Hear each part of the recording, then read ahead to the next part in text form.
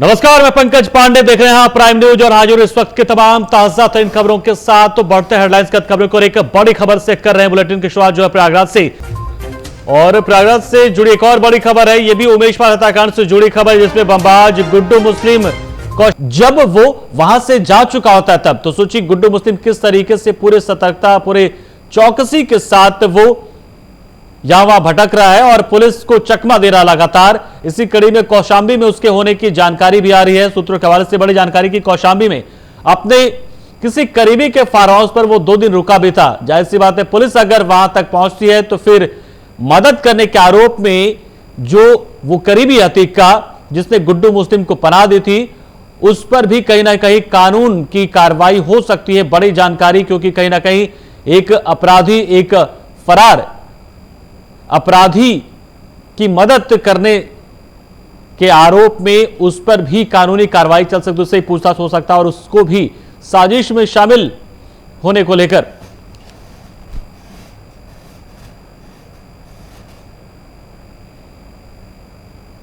पति के करीबी की तलाश में भी पुलिस जुटी हुई है। और हमारे साथ संजय खान जुड़ चुके प्रयागराज से इस खबर पर पूरी जानकारी के लिए। संजय, देखिए, सबसे पहले तो गुड्डू मुस्लिम की बात इसलिए क्योंकि गुड्डू मुस्लिम लगातार चकमा दे रहा है और उसके होने की जानकारी मिलती है। ऐसा नहीं है कि गुड्डू मुस्लिम कहां है और किस हालत में उसकी जानकारी मिलती है, लेकिन मिलती तब है जब वहां से वो जा चुका होता है। एक बार देखिए, फिर से कौशांबी में भी उसने पुलिस को चकमा दे ही दिया।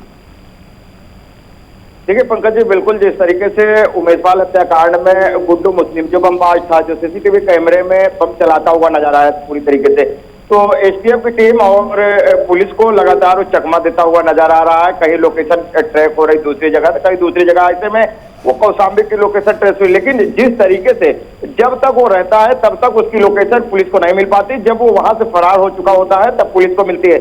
ऐसे में एक जानकारी मिल रही है कि अतीक अहमद के करीबी जो कौशांबी में रहते थे, उनके फार्म हाउस पे 2 दिन रुका था कौशांबी में। तो पुलिस उस करीबी की जांच पड़ताल में जुटी, उसकी तलाश में जुटी है एसटीएफ की टीम की आखिरकार वो किसके फार्म हाउस में टिका था, आखिरकार वो व्यक्ति अतीक का करीबी कौन था, उसका नाम उजागर करने के लिए, उसकी गिरफ्तारी करने के लिए लगातार पुलिस तलाश कर रही है। और जिस तरीके से गुड्डू मुस्लिम की ये जानकारी मिल रही कौशांबी में है, तो ये पहले भी ये पूरी तरीके से पुलिस को चकमा देता हुआ पूरी तरीके से नजर आ रहा है कि गुड्डू मुस्लिम की लोकेशन ज्यादातर कौशांबी के ही जिले में मिल रही है। कहीं उसका जो है मोबाइल कहीं दूसरी जगह बताता है, लेकिन आए दिन उसकी लोकेशन जो है कौशांबी जिले में ही दिखाई दे रही। तो ऐसे में ये पुलिस के लिए बड़ी चुनौती बनता हुआ नजर आ रहा है, क्योंकि उमेश पाल हत्याकांड में पंकज जी गुड्डू मुस्लिम की भूमिका सबसे बड़ी थी। वो झोले में बम लिए बेबाकी के साथ बम फेंकते हुए नजर आ रहा था, और उस दौरान भी वो सीसीटीवी फुटेज में था कि जब वो गनर के बाजू में, दाहिने बाजू में बम मारा था, जब गनर की मौत हुई थी। तो ऐसे में ये पुलिस के लिए चुनौती बना हुआ है, लेकिन अभी तक पुलिस उस गुड्डू मुस्लिम की परछाई तक नहीं पहुंच पा रही पूरी तरीके से। तो संजय ये ऐसा तो नहीं कि कहीं जानबूझकर, मतलब किसी दूसरे तरीके से जो गुड्डू मुस्लिम है वो पुलिस को बरगला रहा, कहीं ना कहीं बहका रहा है कि मतलब मैं इस दिशा में हूं, लेकिन वो कहीं और होता उस वक्त में। तो ये कोशिश है या फिर वास्तव में गुड्डू मुस्लिम के ही होने की जानकारी जो वो आ रही है? ऐसा तो नहीं कि मतलब मोबाइल वगैरह किसी भी तरीके से वो एक जानकारी पहुंचवा रहा, सूत्रों के हवाले से जानबूझकर मार्केट में ये खबर या अफवाह फैलवा दे रहा कि वो कौशांबी था, या किस तरीके से? देखिए पंकज जी, वो शूटर है और उमेश पाल हत्याकांड में मुख्य आरोपी है, 5 लाख का इनामिया भी है। तो ऐसे में कहीं ना कहीं वो अपनी हर एक तकनीकी अपना रहा है कि अपने मोबाइल को कहीं दूसरे के माध्यम से, ये कहा नहीं जा सकता, लेकिन अपने मोबाइल को दूसरे के माध्यम से कहीं दूसरी जगह लोकेशन ट्रेस हो रहे और वो रहता कहीं दूसरी जगह। जिस तरीके से असद का एटीएम कार्ड या कुछ सिम कार्ड दूसरी जगह कोई लेकर के उसको इस्तेमाल कर रहा था, लेकिन असद कहीं और था। तो ऐसे में ये कहना गलत नहीं होगा कि जिस तरीके से वो पुलिस को चकमा देता हुआ नजर आ रहा है और रहता कहीं और है, उसकी मोबाइल की लोकेशन कहीं और बताती है, क्योंकि हाल ही में कहीं और उसकी लोकेशन ट्रेस होती है। जब वहां यूनिट पहुंचती है, टीम पहुंचती है, तो वहां से वो फरार होता हुआ नजर आता है। तो ये सबसे बड़ी चुनौती है। आखिरकार जो मुखबिर है पुलिस के, वो भी नाकाम साबित हो रहे हैं। जिस तरीके से एसटीएफ की टीम को लोकेशन देने वाले उनके खास मुखबिर हैं, वो भी इस लोकेशन को सही तरीके से ट्रेस नहीं कर पा रहे हैं। गुड्डू मुस्लिम अपने हर एक तकनीकी में, हर एक रूप में कामयाब होता नजर आ रहा है, और लगभग 2 महीने ज्यादा समय बीत जाने के बाद भी गुड्डू मुस्लिम अभी तक पुलिस के गिरफ्त में नहीं आया, ना ये पूरी तरीके से उसकी लोकेशन सही से मिल रही है। कि पुलिस वहां तक पहुंच जाए और उसको हिरासत में ले ले। पंकज जी, बिल्कुल संजय, जाहिर सी बात है, कभी वो चेन्नई में दिखता है, कभी हैदराबाद दिखता है, कभी अचानक से किसी दूसरे राज्य दिख जाता है, और अब देखिए कौशाम्बी में होने की जानकारी भी आ रही है। लेकिन वो कौशाम्बी में था या उसका मोबाइल तक कहां नहीं आ सकता है। लेकिन इस बीच एक बड़ी खबर इस वक्त आ रही है यहां प्रयागराज से। अतीक अहमद की पत्नी शाइस्ता परवीन माफिया घोषित कर दी गई। देखिए बड़ी खबर इस वक्त आ रही है, प्रयागराज पुलिस ने माफिया अपराधी और अब माफियाओं की सूची में शामिल होंगे शाइस्ता। और संजय खान इस खबर पर पूरी जानकारी के लिए हमारे साथ जुड़ रहे हैं। संजय, लेके देखिए जिस तरीके से शाइस्ता लगातार फरार चल रही है और इनाम की राशि बढ़ाई गई है, ऐसे में ये बड़ी जानकारी और चौंकाने वाली जानकारी कि एक और माफिया के तौर पर अब शाइस्ता जा रही है, कि माफिया अपराधी के तौर पर शाइस्ता जानी जाएगी। जी बिल्कुल पंकज जी, चुनौती बनी हुई है शाइस्ता परवीन माफिया अतीक अहमद की पत्नी, जो कि लंबे समय से फरार भी चल रहे हैं और हर एक तरीके से पुलिस इनको दबिश दे रही, छापेमारी कर रही है। कहीं कछार में, कौशाम्बी में ड्रोन कैमरे से इनकी दबिश दी जा रही, ड्रोन कैमरे से निगरानी रखी जा रही थी, कहीं शाइस्ता परवीन यहाँ लोकेशन ट्रेस हो रही। तो ऐसे में अब ये पता चल रही है कि जब माफिया अतीक अहमद की 15 अप्रैल को हत्या हुई, तो उसके बाद 16 अप्रैल को शाइस्ता परवीन शूटर साबिर के साथ वो जनाजे में शामिल होने के लिए अपना रूप बदल के, वेश बदल के वहां पहुंची थी। लेकिन पुलिस की मुस्तैदी होने के चलते वो जनाजे में नहीं शामिल हो पाई थी। लेकिन उनके करीबी अतीक के जो थे आतिन जफर, उनके घर में 2 दिन तक रुकी थी। तो ये कहीं ना कहीं पुलिस के लिए एक नाकामी साबित हो रही है कि आखिरकार इसी शहर में जहां पर वो हत्या का अंजाम दी थी, हर एक तरीके से शूटरों की मदद की थी, कहीं ना कहीं पूरी तरीके से लोकेशन है। अब उस FIR में आतिन जफर की गिरफ्तारी करने के बाद FIR दर्ज हुई धूमनगंज थाने में और पूरी तरीके से शाइस्ता परवीन को माफिया घोषित कर दिया गया और इनाम की राशि भी बढ़ाई गई। तो ऐसे में अब आतिन जफर की निशानदेही पे, उसके बयान पे ये बताया गया कि 2 दिन उसके घर पे थी, लेकिन आतिन जफर को गिरफ्तार किया गया है। अब क्या देखना होगा कि आखिरकार शूटर जो बताया जा रहा है कि अपने साथ शूटर लेके चल रही साबिर को, तो ये कहीं एक तरफ लोकेशन मिल रही है कि गुड्डू मुस्लिम के साथ शाइस्ता परवीन चल रही है, फिर खबरें आ रही सूत्रों के हवाले से कि शूटर साबिर को लेकर चल रही है। ये पुलिस के लिए 3 नाम जो है, 3 शब्द बड़े चौंकाने वाले सामने आ रहे, शाइस्ता परवीन, गुड्डू मुस्लिम और साबिर।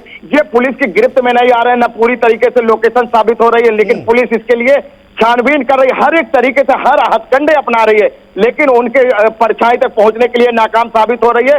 इतने दिन बीत जाने के बाद उमेश पाल हत्याकांड में और अतीक अशरफ के हत्या के बाद भी शाइस्ता परवीन अपने उस हर एक कामयाबी में शामिल होती नजर आ रही। तो वहीं असद के जनाजे में शामिल होने के लिए पता चल रही थी, लेकिन अब ये पता चल रहा है कि पुलिस के मुस्तैदी होते हुए भी इतनी हिम्मत जुटा करके शाइस्ता परवीन अपने पति के जनाजे में शामिल होने के लिए पहुंची थी। और उस वक्त की जब सुपुर्दे खाक किया जा रहा था तब शाइस्ता परवीन पहुंची थी, लेकिन उसको डर था कि कहीं ना कहीं उसकी गिरफ्तारी कर ली जाएगी, जिसको लेकर के वो वही उसके करीबी जो अतीक के थे आतिन जफर, उसके घर में ठहर गई। अब पुलिस को भनक तक नहीं लगी, ना इनके मुखबिरों को भनक लगी कि आखिरकार शाइस्ता परवीन प्रयागराज के अंदर ही है जहां पर उमेश पाल और अतीक की हत्या की गई थी। तो ऐसे में कहीं ना कहीं ये पूरी तरीके से एक नाकामी कह सकते हैं हम कि पुलिस अभी तक नहीं पहुंच पा रही है। STF की टीम हर एक तरीके से छापेमारी कर रही है। अब देखना यह होगा पंकज जी कि आखिरकार FIR दर्ज होने के बाद, शाइस्ता परवीन को माफिया घोषित कर देने के बाद जो FIR में लिखी गई है पूरी तरीके से कि शूटर रख के चल रही है शाइस्ता परवीन, तो अब पुलिस इसको किस तरीके से गिरफ्तार करती है, कब तक गिरफ्तार करने के बाद क्या खुलासे करती है शाइस्ता परवीन के साथ। पंकज जी, अच्छा संजय, ये भी कि जो अली है उसको भी अब कस्टडी रिमांड पर लेने की तैयारी चल, यानी कुल मिलाकर अब देखें तो अब नाम लेवा ही कोई नहीं रह गया, यानी कि सिर्फ एक नाबालिग उसका एक जो बेटा वो सिर्फ अब बचा रह गया कानून के शिकंजे से, ये भी जानकारी आ रही है। जी बिल्कुल पंकज जी, अतीक अहमद के अगर हम परिवार की बात करें या पूरे कुनबे की बात करें, वो पूरी तरीके से अपराध की दुनिया में संलिप्त होते नजर आ रहे हैं। पूरा कुनबा इनका, चाहे वो रिश्तेदार की हम बात करें या करीबी की बात करें या इनके घर के परिवार या बेटों की बात करें, तो पूरी तरीके से संलिप्त है। अब इनके बेटे अली को रिमांड लेने के लिए STF की टीम रिमांड बनवा रही है, जल्द ही रिमांड की अर्जी दाखिल करेगी और उसको भी रिमांड पे लेकर के उससे जांच पड़ताल करने की कोशिश करेगी। केवल एक बेटा बच रहा है जो कि इस वक्त बाल सुधार गृह में नाबालिग थे और वहां पे मौजूद है। जिस तरह के अतीक अहमद की पत्नी शाइस्ता परवीन अपने दोनों बेटे की रिहाई के लिए अपील दाखिल, याचिका दाखिल की थी और गुहार लगा रही थी कि उनके दोनों बेटों का पता चले। अब ये पूरी तरीके से एक हो गया कि एक उसमें से एक बेटा इनका उस मामले में जो फेस टाइम ID बनी थी ठाकुर नाम से, वो अतीक का बेटा ही बनाया था और उससे पूरी तरीके से सर्वलेट करता था, पूरे लोगों की जानकारी देता था।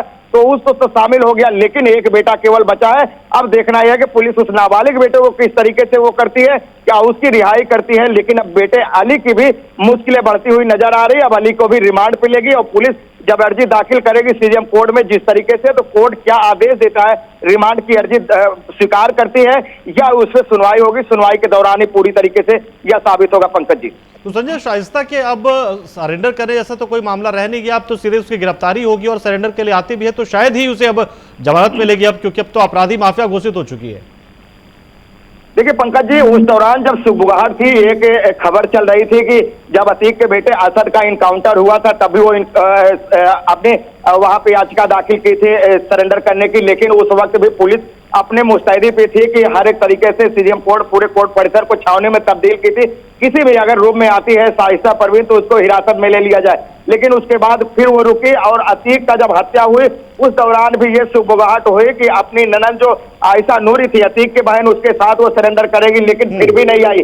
तो ऐसे में कहीं ना कहीं पूरी तरीके से हर एक सुबुगाहट थी, हर एक बातें थी सामने आ रही। तो उस दौरान इनके लिए राहत भरी बात थी कि आखिरकार अगर वो सरेंडर करती है तो कहीं ना कहीं कोर्ट से इनको राहत मिलती। लेकिन अब पूरी तरीके से जब माफिया घोषित हो चुकी है, FIR दर्ज हो चुकी है और शूटर के साथ चल रही है, तो कहीं ना कहीं अब सरेंडर की बात सामने नहीं आ रही। अब पुलिस के लिए ये चुनौती है कि केवल शाइस्ता परवीन को गिरफ्तारी दे और गिरफ्तारी के दौरान ही पूरी तरीके से उनको जब कोर्ट में पेश किया जाएगा तभी उनके ऊपर वो होगा। लेकिन अब देखना है कि आखिरकार शाइस्ता परवीन क्या चकमा दे करके हर एक तरीके से वो चकमा देकर सरेंडर कर देती है या सुबुगाहट के दौरान ऐसी बातें रहती है वो गिरफ्तारी होती है। ये आने वाले वक्त में पुलिस के लिए चुनौती बना हुआ है। अब पुलिस इसको कब तक गिरफ्तार करेगी ये बात होगी देखने वाली। तो संजय, अभी अगर न्यायिक जांच आयोग की बात करें जिसके अध्यक्ष भी बदल दिए गए हैं, जज दिलीप बाबा साहब भोसले को बनाया गया, उनका अध्यक्ष बनाया गया, साथ ही सदस्यों की संख्या बढ़ी है, तो अब जांच में कितनी तेजी आती नजर आ रही है न्यायिक जांच आयोग के जरिए, और साथ में SIT की टीम अभी किस स्टेज में पहुंची है? देखिए पंकज जी, जांच आयोग की टीम जो गठित की गई है उसके बाद लखनऊ के SIT की टीम वो यहाँ पे कालवन अस्पताल परिसर पहुंची थी और उस दौरान जो हत्या हुई थी उसका पूरा सीन को रिक्रिएट किया गया था। लेकिन जहां शासन को यह मालूम चला कि जांच आयोग की टीम और SIT की टीम गठित होने के बावजूद भी जांच का दायरा नहीं बढ़ रहा है। आखिरकार वो रिक्रिएशन के बाद भी पूरी जो एक्सपर्ट की टीम थी वहां पे पहुंची थी, लेकिन किसी तरीके से जांच नहीं बढ़ी। तो उसमें आयोग में 2 सदस्य को भी बढ़ाए गए और इलाहाबाद हाई कोर्ट के चीफ जस्टिस दिलीप बाबा साहब भोसले को अध्यक्ष बनाया गया। उसके बाद पूर्व चीफ जस्टिस दिलीप बाबा साहब भोसले और जो आयोग की टीम थी SIT की टीम के साथ पुनः कालविन अस्पताल परिसर पहुंची थी। MNIT की टीम, फॉरेंसिक टीम और इन्वेस्टिगेशन कर रहे जो आयु थे पुलिस फोर्स के साथ वहां पे पहुंची थी। पूरी खाका रेखांकित किया गया कि आखिरकार उस दौरान कहां थे। तो अब जांच का दायरा ये लग रहा है कि बढ़ रहा है। मुख्य आरोपी कौन है? बिल्कुल, लेकिन मुख्य आरोपी कौन है वहां तक पुलिस नहीं पहुंच पा रही है, और साथ में गुड्डू मुस्लिम शाइस्ता तक भी पुलिस नहीं पहुंच पा रही है। शुक्रिया संजय, यानी कि अभी अतिरिक्त मेहनत करनी पड़ेगी, चाहे वो न्यायिक जांच आयोग हो जाए या फिर SIT की टीम हो जाए या फिर पुलिस की टीम हो जाए, पहुंचना पड़ेगा अभी उन तक, अभी मेहनत थोड़ी और करनी पड़ेगी। तो यूपी में निकाय चुनाव के बीच 2 सीटों पर होने वाले विधानसभा उपचुनाव को लेकर भी पक्ष विपक्ष आमने सामने है।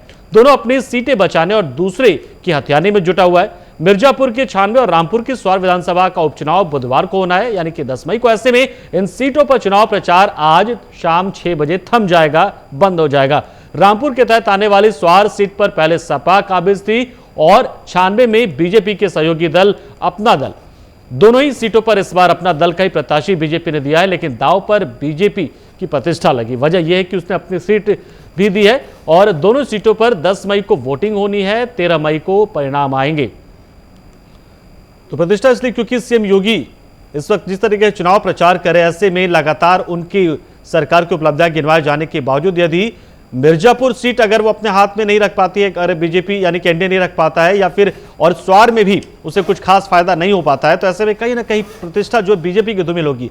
क्योंकि स्वार की जो सीट है, 96 की सीट है, वो तो अपना दल की थी और वहां से जब राहुल कोल का निधन हुआ था विधायक का, उसके बाद वो सीट खाली हुई थी। लेकिन यहां भी दूसरे नंबर पर थी, यानी कि जो हार का सामना करना पड़ा था रामपुर के स्वार सीट पर, यहां भी अपना दल को हार का सामना करना पड़ा था। लेकिन बीजेपी ने फिर से जिताऊ उम्मीदवार की जगह अपना दल के उम्मीदवार पर भरोसा किया और अपना दल को यह सीट दी है तो ऐसे में कहीं ना कहीं प्रतिष्ठा बीजेपी की भी दांव पर लगी हुई है।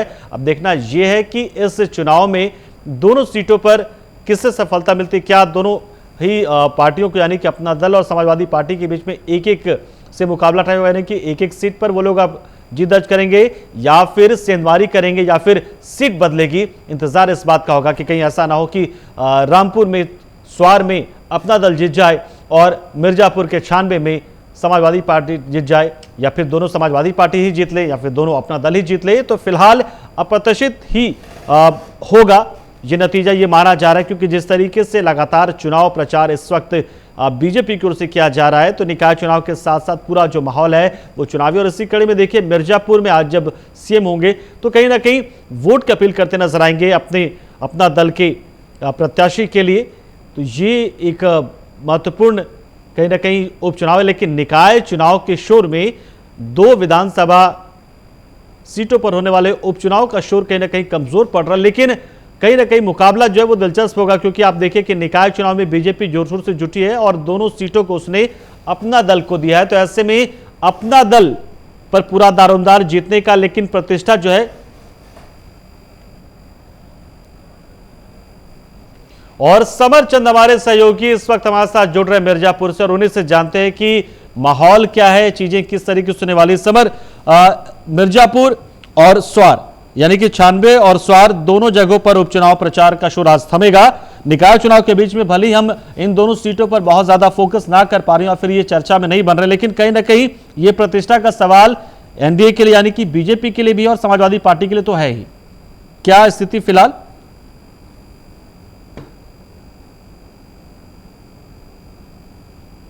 समर, आवाज पहुंच रही है? हेलो जी समर, अपनी बात रखें। हाँ, 96 विधानसभा का उपचुनाव है और अपना दल ने एनडीए गठबंधन से अपने प्रत्याशी रिंकी कोल को यहाँ पे उतारा है। रिंकी कोल राहुल कोल जो पूर्व में 2 बार विधायक थे, उनकी पत्नी है और राहुल कोल का निधन हो गया था। तो रिंकी कोल इस समय मैदान में है और प्रतिद्वंदी जो सपा से हैं कृषि कोल, ये भी काफी पकड़ लगती है। इनके पिता भाईलाल कोल भी हैं और विधायक और सांसद भी रह चुके हैं भाईलाल कोल। तो इनकी भी पकड़ बड़ी अच्छी है क्षेत्र में और दोनों एक ही जाति समुदाय के लोग हैं और जो कि लड़ाई कांटे की हो गई है, जिसके लिए कई नेता नेतृत्व यहाँ पर अपने नेताओं को भेजा है उनको जिताने के लिए। तो यहाँ लड़ाई बड़ी कांटे की है, जिनके लिए आज योगी जी का भी कार्यक्रम लगा हुआ है और प्रचार प्रसार काफी तेजी से चल रहा है और आज शाम तक प्रचार प्रसार बंद हो जाएगा। अब 10 तारीख को वोट पड़ेंगे। अब मतदाता देखते हैं किसकी तरफ, किसकी झोली में विजय जी लाते हैं। पंकज, तो यहाँ पर जो माहौल बन रहा है, मतलब लोग जो है वो निकाय चुनाव को लेकर ज्यादा उत्साह में है या फिर उपचुनाव को लेकर भी यहाँ के लोगों में सुगबुगाहट है, थोड़ा सी चर्चा है उसकी? हाँ, देखिए उपचुनाव के लिए तो है ही है और निकाय चुनाव जो कि नगर का है तो लोग काफी चर्चित है। और यहाँ भी जो लड़ाई है त्रिकोणी है, सपा के सतीश मिश्रा हैं, वहीं पर भाजपा के श्याम सुंदर केसरी को टिकट दिया गया है और भाजपा से ही बागी विधायक जो मनोज श्रीवास्तव हैं वो संघ के काफी पुराने कार्यकर्ता थे और उनका कद अशोक सिंघल जैसे नेताओं की तरह है।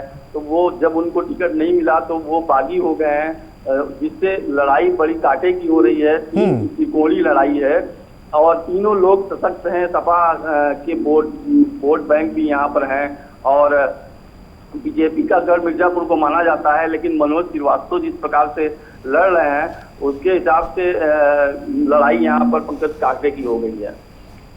चलिए, बिल्कुल, बहुत बहुत शुक्रिया समर, हमारे साथ जुड़े आप, जानकारी आपने दी। तो ये एक महत्वपूर्ण चुनाव है, लेकिन निकाय चुनाव जिस तरीके से हो रहा है उसमें ये कहीं ना कहीं 96 और स्वार की जो आवाज है वो थोड़ी सी कमजोर पड़ जा रही है यहाँ पे जो चुनाव हो रहे हैं। लेकिन कहीं ना कहीं जो पार्टियां हैं और जो उम्मीदवार हैं वो उसी तरीके से चुनाव प्रचार में जुटे हुए हैं जैसे निकाय चुनाव के प्रचार ही हो रहा है। लखनऊ से बड़ी खबर, यूपी के 20 जिलों में एटीएस की 30 टीमों ने छापेमारी की है। बड़ी जान पहुंच पा रही है, लेकिन शुक्रिया आपका। और इस बुलेटिन में इतना ही, लेकिन खबरों का सिलसिला प्राइम न्यूज पर लगातार जारी। आप बने रहिए हमारे साथ। नमस्कार।